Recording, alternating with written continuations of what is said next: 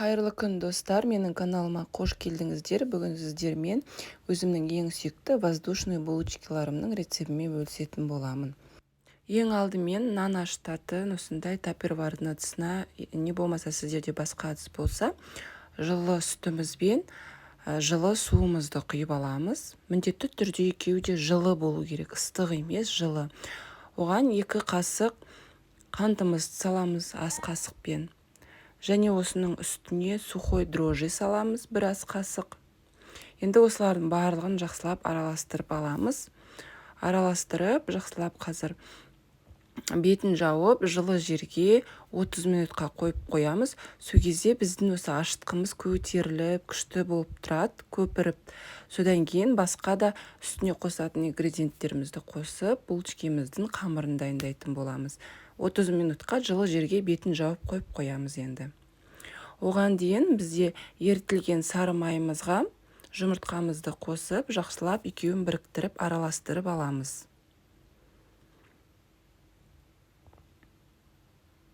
Міне екеуін жақсылап біріктіріп, араластырып алдық. Енді 30 минут өтті. Менде 30 минут өткеннен кейін ашытқым осылай көпіріп, көтеріліп тұрды. Соның үстіне жаңағы сары майымызды, жұмыртқамызды, тұзымызды салдық. Енді ұнды електен өткізе отырып қосамыз.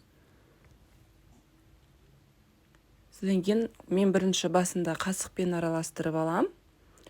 Содан кейін қолымыздың да көмегімен нанды басып, яғни қамырымызды. Міне екінші қайтара ұн қостым. Қамырларыңыз сіздердің осындай жұмсақ болу керек та, ұнды көп қосып жібермеңіздер, қатты болып қалады қамырларыңыз. Жұмсақ осындай қамыр болған кезде қазір жан-жағына мен сұйық май құйып шығам.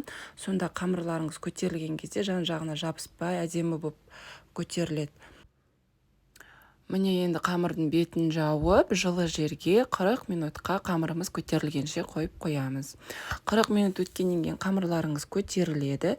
Сол кезде үстінен басып, тағы да ауаларын арасындағы шығарамыз. Осылай арасында басып қойсаңыздар, қамырларыңыз одан сайын әдемі болып шығады.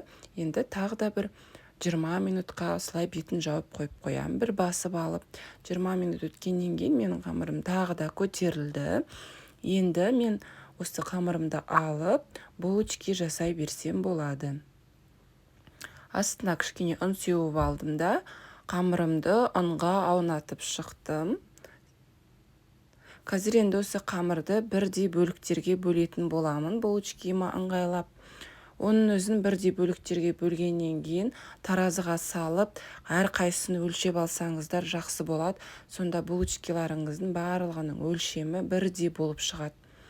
Міне мен осылай кесіп алдым да барлығын. Қазір таразыға салып өлшеп шығам. Менде барлығы 60 граммнан.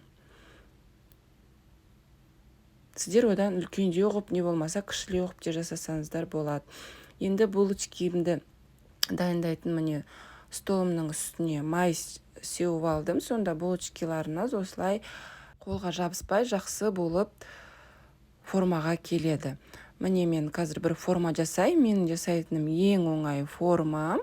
Осылай орай салам. Болды, ешқандай қиындығы жоқ.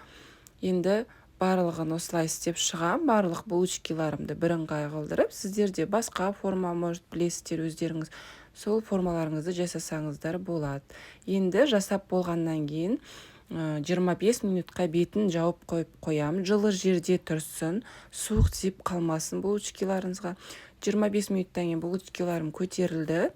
Противенге салып, бетіне жұмыртқа жағам осылай.